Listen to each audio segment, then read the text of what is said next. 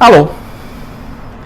Na última aula, a gente viu rapidamente os conceitos mais importantes do confucionismo. Agora, vamos dar uma olhada, também de forma bem rápida, numa outra linha filosófica que existia na China antiga junto com o confucionismo. Nós estamos falando do taoísmo.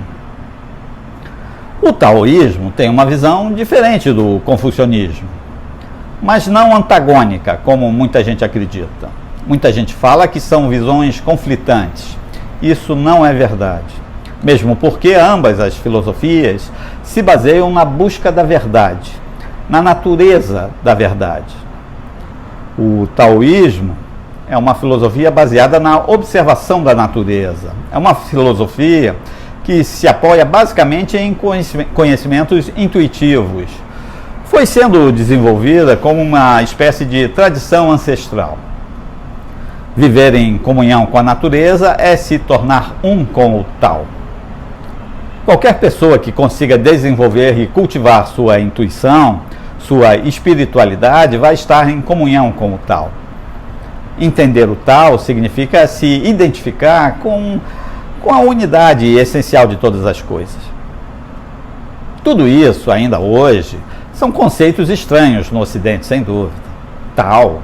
O que é o Tao? A rigor, de uma maneira bem simplória, a gente pode traduzir o termo Tao como caminho, trilha, estrada. Mas, na verdade, Tao é muito mais do que isso. As palavras, a linguagem, elas aprisionam muito o sentido do Tao. As palavras não têm a capacidade de fazer uma tradução completa do Tao. Um monge taoísta me disse uma vez, ele era um mestre de Feng Shui também. Ele disse que Tao é um caminho que veio de um passado que não teve início e que se estende para um futuro que não tem fim. O nome desse mestre já falecido era Wu Zhisheng. Segundo o mestre Sheng, no universo todas as coisas estão interligadas.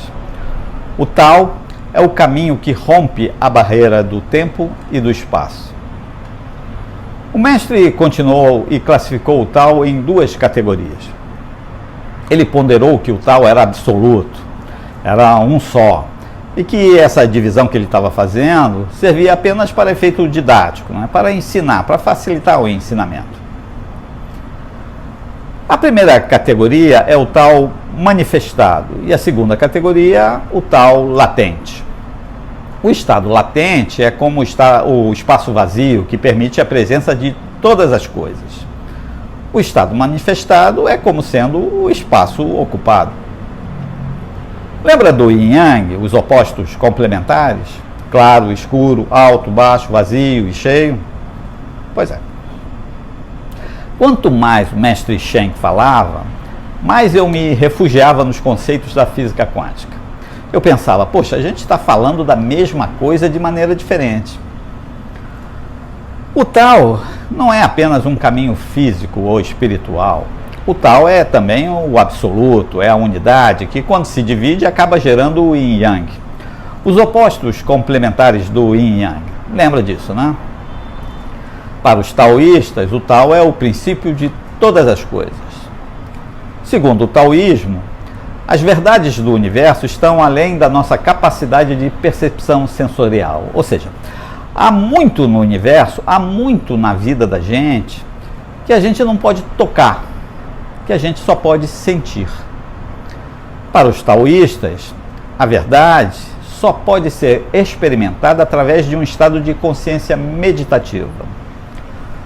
O taoísmo propõe um estilo de vida baseado na simplicidade de aceitar a vida como ela se apresenta, estudando a ordem natural das coisas e trabalhando junto e não contra.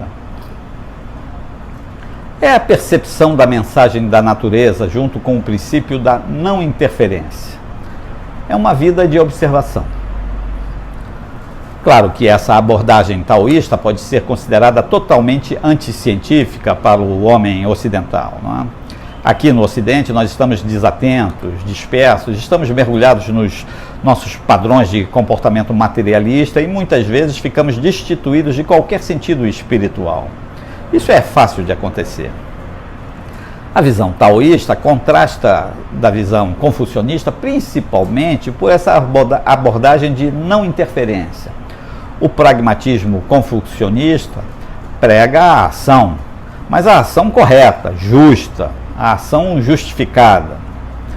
O taoísmo, por outro lado, apregou a observação dos acontecimentos sem interferência. Mas os taoístas reconhecem que a racionalidade é válida e necessária em vários aspectos, embora eles não considerem esses aspectos, eles considerem esses aspectos muito limitantes, né? É claro que você tem a sua vida, né? Você tem que trabalhar, afinal a gente vive em sociedade, todos precisam contribuir para a sociedade de alguma forma, não é?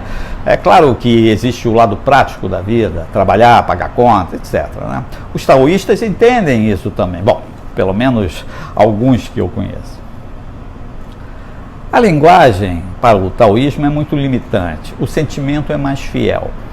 A linguagem permite muitas interpretações. O sentimento não. O sentimento é verdadeiro, o sentimento não é dissimulado. Einstein, desde cedo, já buscava resgatar o contato entre o homem e a natureza, entre o homem e o meio natural que o cerca. Einstein sempre procurou o conhecimento intuitivo profundo, que, segundo ele, fica sempre ofuscado pelo conhecimento racional convencional. Veja bem, a gente está falando de Einstein, Albert Einstein. Muito antes de Einstein, o filósofo grego Heráclito, que foi contemporâneo de Confúcio, Heráclito já formulava alguns conceitos de mudanças apoiada em movimentos cíclicos, similares à ideia chinesa do Tao. Mais do que isso, Heráclito sustentava que tudo pode ser considerado um grande fluxo constante no qual tudo se transforma, ou seja, tudo está em uma mutação contínua. Heráclito dizia isso. Segundo a doutrina de Heráclito, a lei secreta do mundo reside na relação de interdependência entre dois conceitos opostos, em uma luta permanente, mas ao mesmo tempo um não poderia existir sem o outro. Nada pode existir se não existir ao mesmo tempo o seu oposto. Isso soa familiar, não é? Heráclito foi um filósofo grego que viveu na mesma época que Confúcio, 500 anos antes de Cristo. Mas o que é importante para a gente aqui é compreender então que os taoístas seguiam uma ideia de que tudo é cíclico. Um ciclo é uma entidade dinâmica, em constante mutação. Assim, tudo está sempre em um constante movimento recorrente. O engraçado é que esse conceito é também uma das ideias centrais da filosofia confucionista. Portanto, trata-se de uma tolice falar que essas duas filosofias são antagônicas. As filosofias taoísta e confucionista compartilham a mesma noção. Aquilo que ora nos apresenta a luz e ora nos apresenta a escuridão, nada mais é do que o Tao.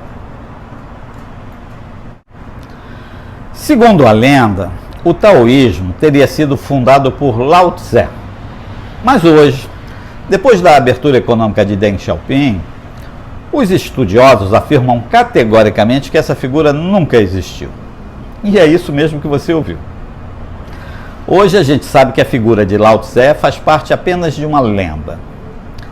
E de acordo com essa mesma lenda, é uma lenda taoísta, o famoso texto Tao Te Ching, da Ao De Ching, seria de autoria de Lao Tse. Mas veja só, Lao Tse não é um nome. Lao Tse pode ser traduzido como velho mestre. Não se sabe ao certo como surgiu a relação entre Lao Tse e esse texto, Tao Te Ching.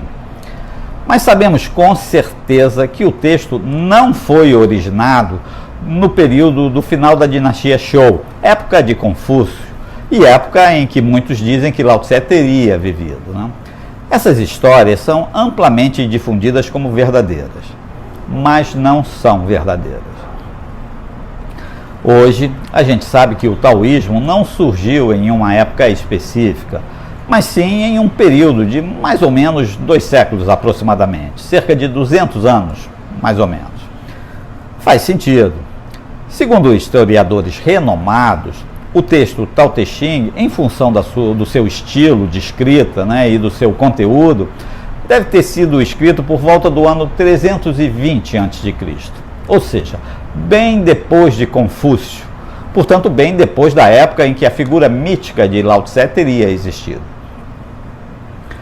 Os textos originais do Tao Te Ching não mencionam qualquer pessoa ou qualquer evento, e apenas depois do ano 320 a.C., e em nenhum momento antes, esse texto começou a ser difundido. Chun Tzu, que foi um importante filósofo do taoísmo e viveu entre 370 a.C. e 301 a.C., menciona o texto repetidamente. Depois dele, muitos outros fizeram menção a esse texto, mas ninguém antes, ninguém. Confúcio viveu 200 anos antes disso. Confúcio viveu entre os anos 551 a.C.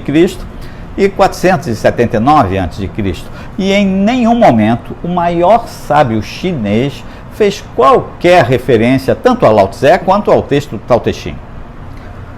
Confúcio fez várias referências a tudo que ocorria na sua época, bem como na história anterior, não é? Fez várias referências à natureza e como viver em conformidade com as leis naturais, mas nenhuma menção a Lao Tse ou ao texto Tao Te Ching, ou mesmo ao taoísmo. Aliás, nem Confúcio, nem ninguém. Ninguém. O fato é que não existe qualquer documento ou qualquer registro da existência de Lao Tse. Você tem milhares, literalmente milhares de documentos e registros oficiais que comprovam a existência de Confúcio, inclusive com a sua caligrafia.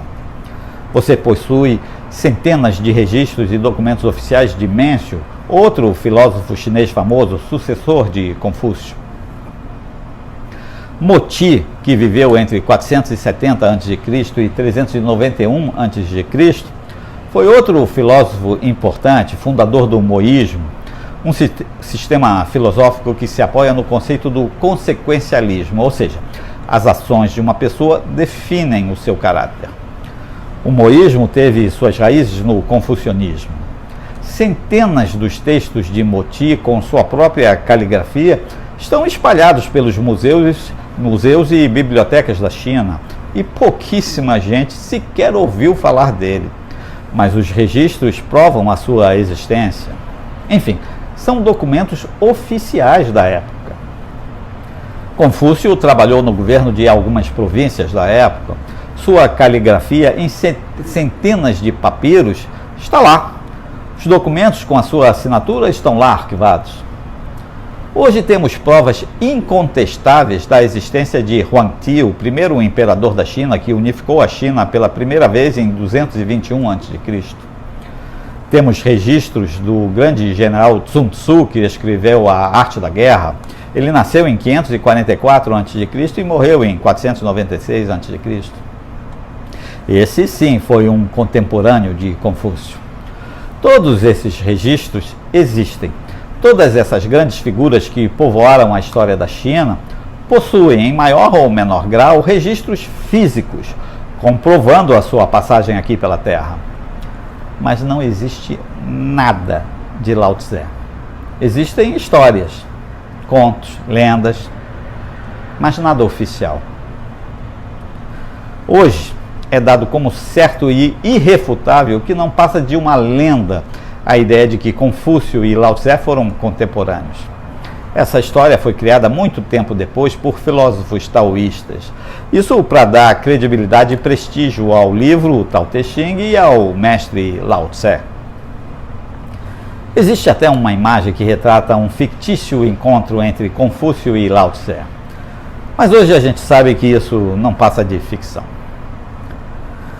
Bem, com o passar do tempo, a filosofia taoísta foi incorporando uma série de rituais e cerimônias. Foram criadas uma série de liturgias e essa filosofia acabou se transformando em religião. Na religião taoísta, todos nós somos constituídos por três elementos básicos ou três camadas: corpo, energia, espírito e alma, que caminham juntos. Veja, espírito e alma não são exatamente a mesma coisa para os taoístas. Espírito é uma consciência universal, comum a todos os seres. Os taoístas chamam isso de Chen. Alma é uma consciência personalizada, cada um possui a sua. Os taoístas chamam isso de Huan. A segunda camada pertence ao universo da energia. É uma força vital que pode excitar ou estimular todos os nossos órgãos e músculos. Distúrbios energéticos geram alterações e instabilidades ou mesmo enfermidades nos níveis emocional, mental ou físico. É justamente nessa estrutura energética que entra todo o trabalho da medicina chinesa, da medicina oriental. Finalmente, a terceira camada. A terceira camada é composta pelo nosso corpo físico. Para os taoístas, após a nossa morte, a gente mantém nossa consciência e nossa identidade. Bem, nosso objetivo aqui não é falar de religião, mesmo porque eu sou cristão. Então, sobre o taoísmo, nós vamos ficar por aqui. Para mim, em uma nota bem pessoal, eu vejo o taoísmo como uma filosofia de vida, e não como uma religião. E em face de todas as pesquisas contemporâneas, eu acho que Lao Tse é uma figura lendária, imaginária, e que o texto Tao Te Ching é extraordinário, mas que parece óbvio ter sido escrito por mais de uma pessoa ao longo de um espaço considerável de tempo, algo em torno de 200 anos. Mas se Lao Tse Ting existiu ou não, ou se o taoísmo é ou não uma religião, não acho isso importante. O que importa é a mensagem do taoísmo. O pensamento taoísta incentivou muito o estudo do Feng Shui. Feng Shui é uma técnica que foi incorporada pelo taoísmo. Assim como o taoísmo foi incorporando uma série de rituais e cerimônias, o Feng Shui, ou Kanyu, também foi incorporado nas técnicas, nas práticas dos taoístas. Bom, já deu para dar uma ideia dos conceitos do taoísmo. Em muitos pontos, o taoísmo se assemelha ao budismo. O budismo também teve um papel importante no pensamento chinês. Vem comigo. Vamos saber um pouco mais sobre o budismo na próxima aula. Vamos lá. E tenha um bom Feng Shui.